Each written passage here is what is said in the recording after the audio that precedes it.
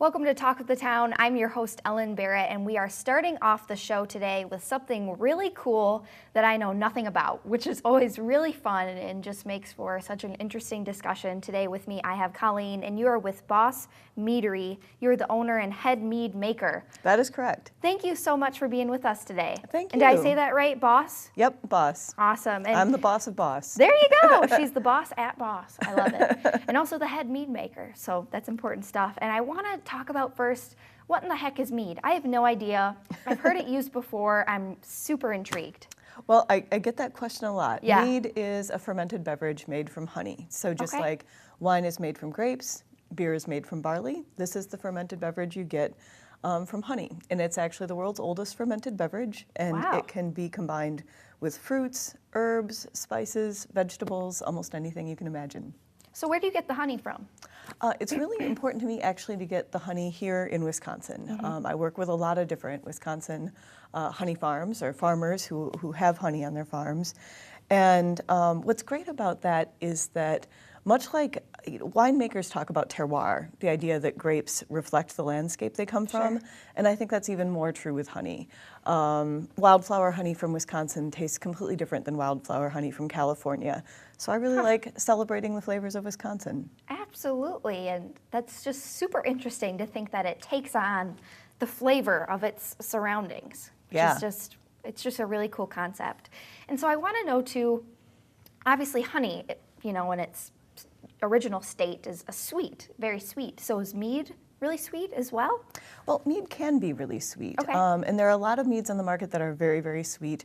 We actually do something a little unusual in the mead market. We do meads that are dry and sparkling. And they're meant Ooh. to be sort of lighter, a little bit more refreshing.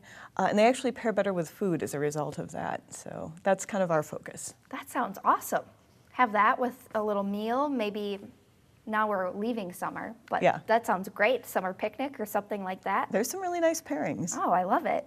And now at the meadery, you guys also host events, it sounds like. What kind of events do you guys host? Yeah, much to my surprise, owning this meadery has really given me an opportunity to get in touch with the community, Yeah. and especially the artistic community in Madison. So we're situated in an art gallery, and we have art changing every month, but we also do a lot of live music. At Sure. the meadery. We have an open mic on Sundays. Although this Sunday is an exception, we are actually going to be doing an outdoor festival in our back parking lot, which should be really fun. Outdoor festival. Tell me more about that.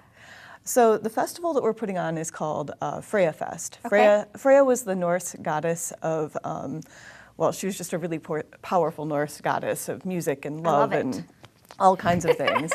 And what I realized in booking music events for the meadery is that Madison has a really unusual and vibrant community of women who are making music. So this is a festival that's celebrating women-led bands or all-women bands, and just kind of trying to introduce everybody to what an amazing scene we have here. What a cool event, and kind of sounds empowering too. Yes. I love it. That sounds awesome. And so if people want to come and get into the festival, how much does it cost or what do they need to do? Sure. So it's in the back parking lot behind our location on 849 East Washington. And we aren't charging admission per se. We're asking for $5 donations. Oh. And the donations will go to domestic abuse intervention services. Wow. We felt like that was a good thing to donate to for a women-led event. Absolutely. Such a great cause, and something, I think, is it 1 in 4 people are affected by domestic abuse and violence? So we all likely know someone, whether we know it overtly or not. So Exactly. That is absolutely awesome. And where are you guys located again? Or if people want to come check out the mead, do they just come to the meadery, or how does that work? Yeah, well, our website has all the details, and I think that's a good central location for people to go, but we're at 849 East Washington, which is kind of kitty corner from Breeze Stevens Field. Sure. A lot of people know that area. And we do have parking, which is nice in that neighborhood because that's not always easy. Not always the case. But we are open every day of the week except Monday. Awesome. Again, Colleen with Boss Meadery, the head mead maker over there, or the boss, if you will. Thank you so much for being with us. I appreciate Thank you. it. And we'll be back with more Talk of the Town right after this. Welcome back to Talk of the Town, and we are joined now by our news partner, Phil Anderson for U.S. Senate. Thank you for being with us today. Thanks for having me, Ellen. And today we are going to try and tackle taxes, at least attempt to. We're going to do our best. That's We're going right. to do our best. It's a big subject. Now, Phil, are you in favor of lowering taxes? Oh, yes, very much so. Lowering them as low as possible. Taxation creates barriers for people to be productive and for businesses to be successful, and we need to get rid of them as much as possible. And what specific taxes would you cut? Well, I would get rid of the income tax right away. And I think that we've seen in states that have gotten rid of the income tax that people want to move there, people want to move their businesses there.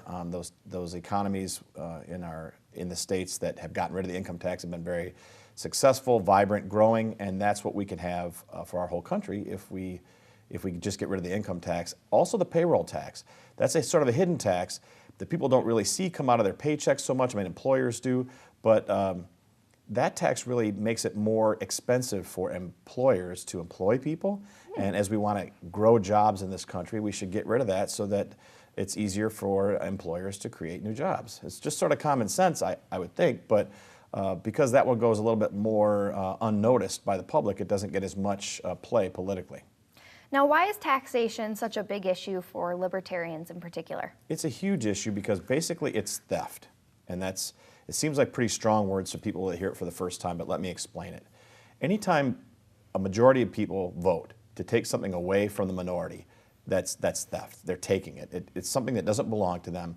And not only are they taking it, but they're using it for things that those people don't approve of. Let me give you an example. Most people don't approve of the way our federal tax money is spent in terms of foreign invasions and wars, etc. Most people don't want to do that. People are against war, and rightly so. But because a majority of people vote to have income taxes and other taxes levied through their representative government, then that money is being extracted from people by force, because you can't not pay your taxes, obviously, without going to jail, and then being used for things that we would never use it for. That pretty much fits the definition of theft. So when you look at it that way, in a very basic philosophical way, you see that taxation should be, there should be as little as possible, none ideally. Now, what are your opponents saying about taxation? Very little. Both of them talk about investing in things. Now, that is a trick word, investing, because it doesn't mean investing, their money, obviously. And the government's money all comes from us through taxation. So what they're talking about is spending, not investing.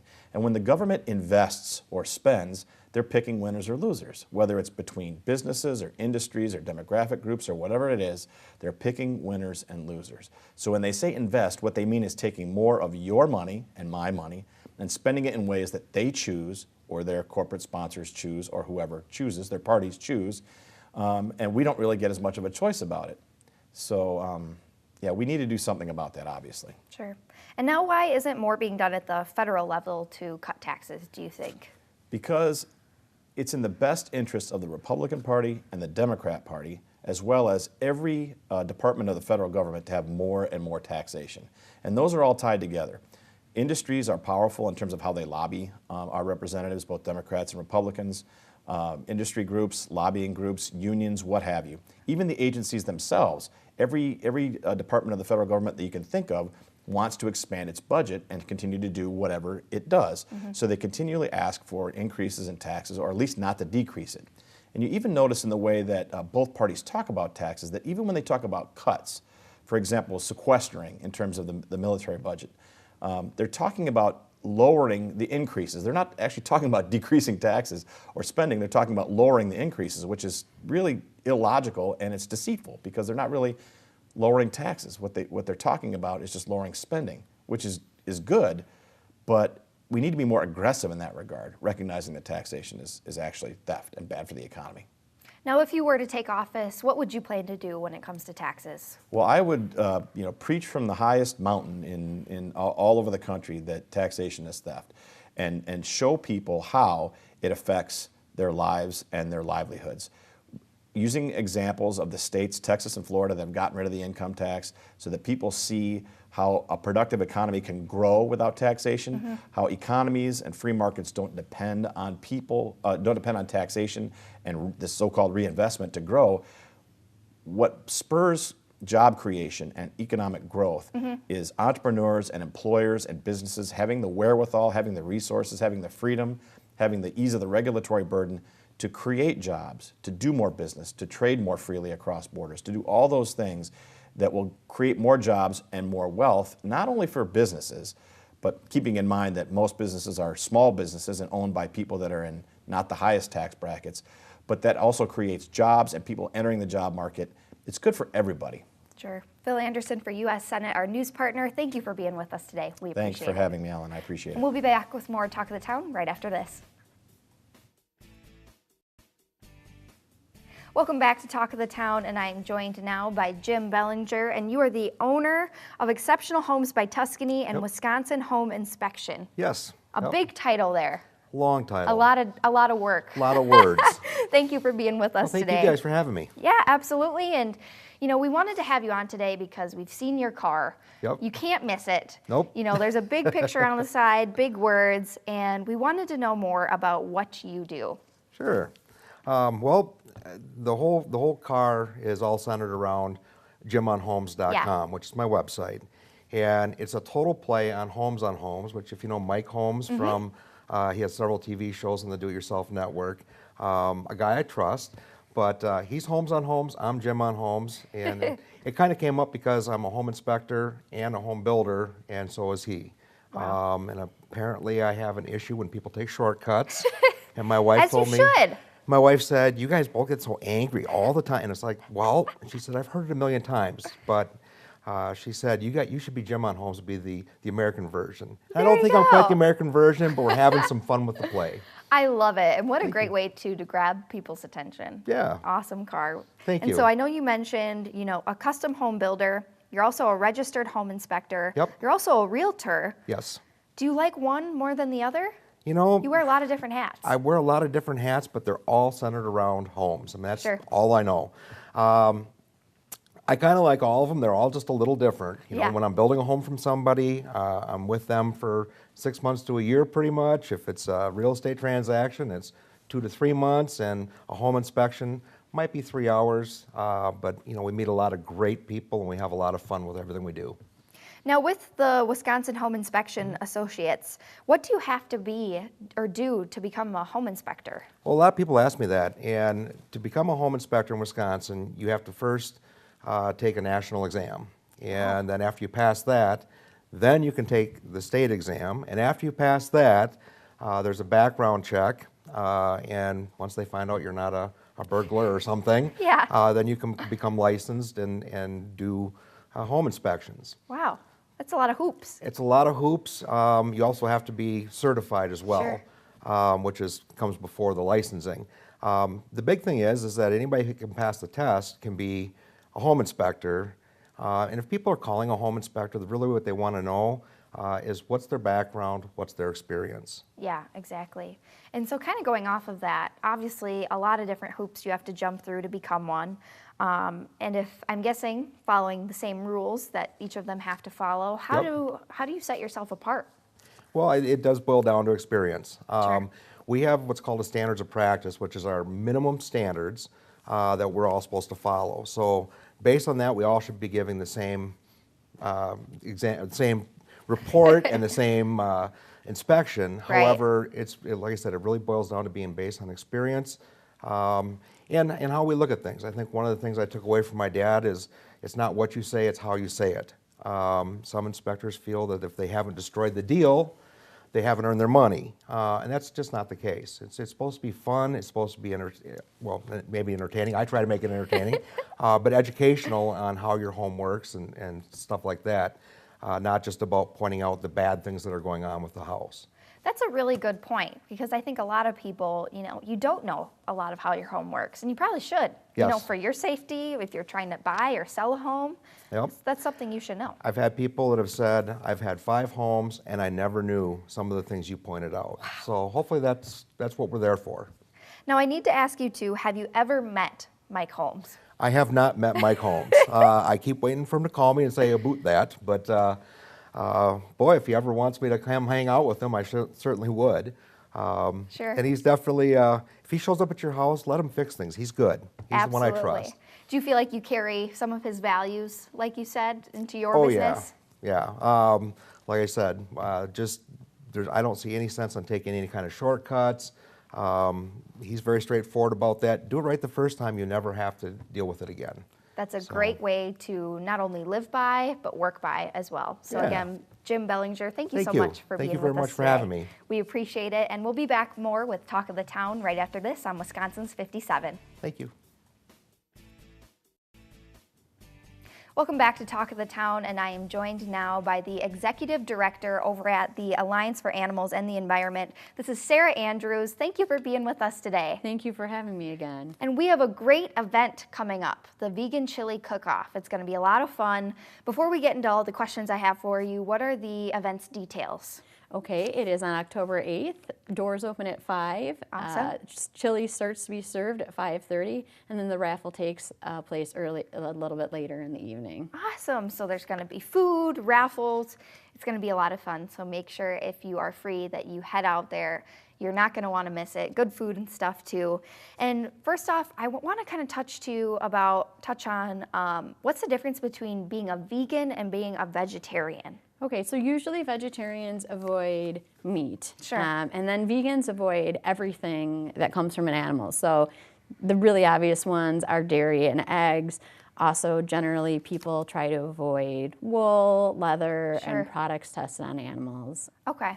So it's kind of just a different approach, if you will. Yeah, veganism is kind of a more encompassing thing. While Yeah. some people choose to do it for health reasons, a lot of people choose to do it for ethical reasons, which Sure. avoids the use of animals for most reasons. So all this chili at the cook-off is going to be vegan. Correct. Awesome. And actually, usually we have 1 or 2 people use like a cheesy sauce that's vegan, so it's kind of fun for people to try a vegan Yeah. version of cheese. So no dairy. Correct. Oh, interesting. So be sure to check that out if you stop by. And I want to talk about, too, who are this year's competitors at the Vegan Fest? So, this is a cook-off, not the fest. Oh, so. yeah, excuse me, cook-off. That's all right. This year we have Ale Asylum, Ladonia Cafe, El Dorado, Monty's Blue Plate Diner, Texas Tubbs Taco Palace, The Green Owl, and Liliana's. And all of those restaurants have vegan options all year Awesome. round. Some of them have dedicated vegan or vegetarian menus. And of course, The Green Owl is all vegetarian food, and the Ladonia Cafe is all vegan. So when people come to the cook-off, how does voting work? So there's 2 different kinds of voting. Sure. We have some dedicated judges, and then we have the people's choice. So we have a small group of people that judges, and then everybody gets to try all the chilies and vote, and we tally those up. And the restaurants win either, can win both or either category. And Awesome. actually, last year, for the very first time, the judges and the people's choice were identical. So That's always good, right? When that happens, not only do the experts love it, but the people, right? Awesome. And I know you mentioned, too, there's going to be a raffle. So maybe if chili isn't your thing, there's other things going on. We've got some items here today. So tell us a little bit more about what's going to be available. So first of all, at the Chili Cook-Off, there's also some live music. It's classical music. Cool. We also have vegan hot dogs available and cornbread and desserts. So if you're not a chili person, there's still some food for you to eat there. Yeah. And we have great donations from all sorts of local businesses. So these are just a few examples. We have books, we have art, we have a lot of gift cards. Almost all the restaurants involved donate gift cards to their restaurant. We also have donations from Ian's Pizza, Bernie's Rock Shop, Curry in a Box. We have ones from salons and massage parlors, hockey tickets, athletic club gift cards, Frugal Muse, A Room of One's Own, a tour at Heartland Farm Sanctuary, and many others as well. That is a long list. That's It's a some lot. good It's a lot stuff. of stuff. There's some really great stuff in the raffle. Awesome. And I know you mentioned, too, that this is really a fundraiser. So what kind of work are the ticket sales supporting? So this supports our organization, Alliance for Animals and the Environment. We primarily work as an educational organization, but we also do work on some other things as well. And we run the Mad City Vegan Fest, which next year is taking place on June 17th. It will be again at the Alliant Energy Center, but we actually had to move to an exhibit hall next year because we have outgrown this space already. Love it. So we had just under 3,500 attendees last year, and we're hoping for even larger attendance this coming year. It also supports our other work. We put out a newsletter to let people know what's going on with animals in Wisconsin. We work on wildlife issues, on companion animal issues. We work a lot on farm-to-animal advocacy, so we really encourage people to make plant-based choices, and we do that by, like I said, having our events and also doing a lot of tabling and outreach. Perfect. Awesome. So a lot of stuff going on. You can start off by checking out the cook-off and finding out more. Sarah Andrews, thank you for being with us today. Thank I you. appreciate it. And thank you all for watching Talk of the Town. You can find us next time only on Wisconsin's 57.